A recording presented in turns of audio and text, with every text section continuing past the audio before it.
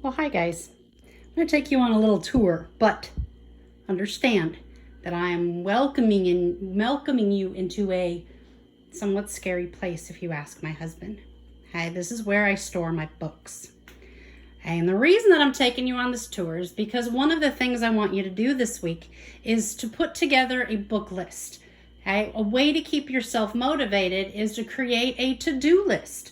Okay? To create a stack of books that you can go to as your on-deck selection. So I thought I'd share with you my mess and my process.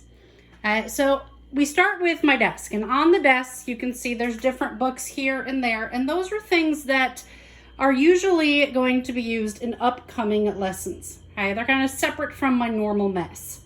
Here comes the mess.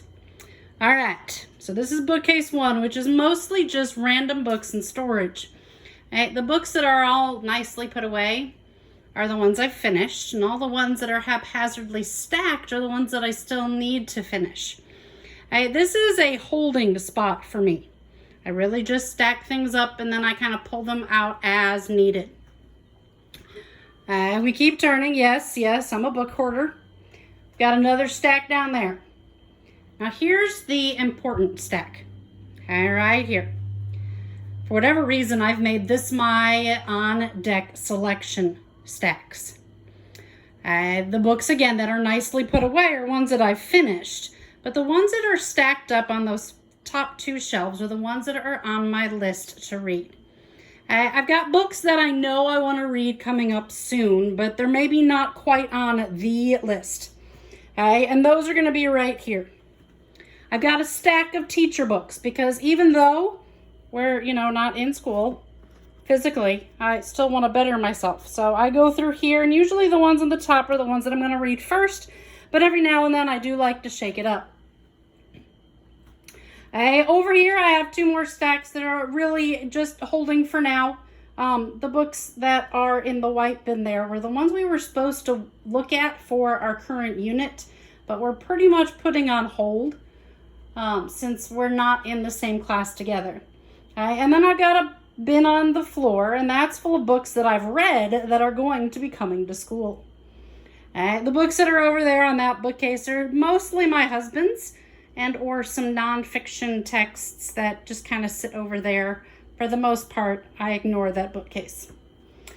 So let's go back to this week's list of possibilities.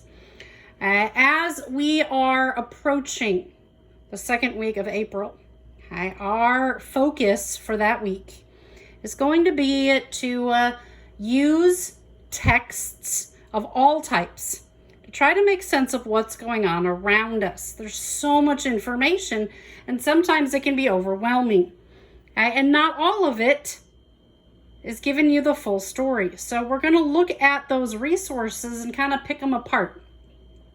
But I also want you to focus your independent reading on books that fit into our genre study here, our informational text. Informational texts are going to look at how we are making it through the quarantine. I will look at different groups and what is happening in their little worlds.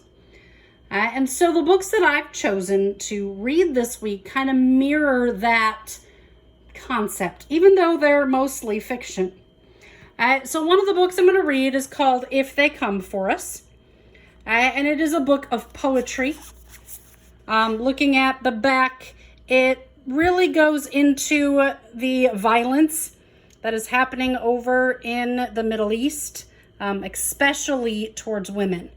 And so I thought that would fit in nicely because it talks about how these women are coping with being scared. And that's something that's happening to all of us. We're having to cope with being scared.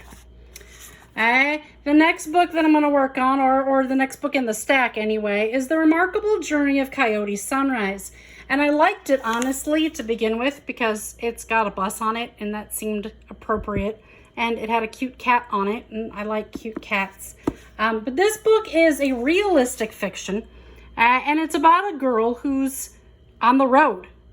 She lost a bunch of her family members in a car crash, and she's having to literally go on a journey to figure out who she is and what she wants. And I thought that fit into what we're experiencing now, because we're having to think about who we are and what we want and trace a new path. The next book is Plague Land Reborn. I don't think that'll take a rocket science for you to find that link. It's a nice little dystopian about a plague. And so, it gives me the chance to see what Leon here is going through, especially since not only is it dystopian, but it has a virus. My next selection in the stack is called Hungary. Again, it's a dystopian and also fit into some of the things we're experiencing now. Our food isn't gone, but with all the regulations on how many people can go in the store and when, it makes it interesting to make sure that you're getting fed what you need to be fed. And then the last book that I have in my week's selection, not knock things over here, is one I'm really excited about because it is a graphic novel that focuses on women activists, okay, and fighting for their rights. And I thought that fit into the unit as well, because some of the articles that we'll read will be about those who are having to fight to make sure their rights are met, the right to be safe, but what about the right for happiness? And so it's just a way for me to make sense of what's going on around me. And then if I get through that or get distracted and want something different, I've got another little stack over here of things that I want to read sooner rather than later. And I can kind of flop back between the two. I've also got my book lists on Amazon. I've got my book lists on my Kindle. So that way I've always got a selection of things to read. It definitely makes it easier to stay focused on reading when you have those lists. When you create your list, you can do that through a handwritten list of actual books. You can just take a picture of your stack of books. I know most of you will end up looking on the digital library to get some choices. And so if that's the case, then you'll just, again, write down those names. Give yourself some options. It really helps to keep you motivated, especially if you're feeling a little out of it lately, okay, and not really wanting to put forth a lot of effort. It happens, especially when you're stuck inside. So give yourself the tools to be successful, and let's enjoy reading together over the next couple weeks.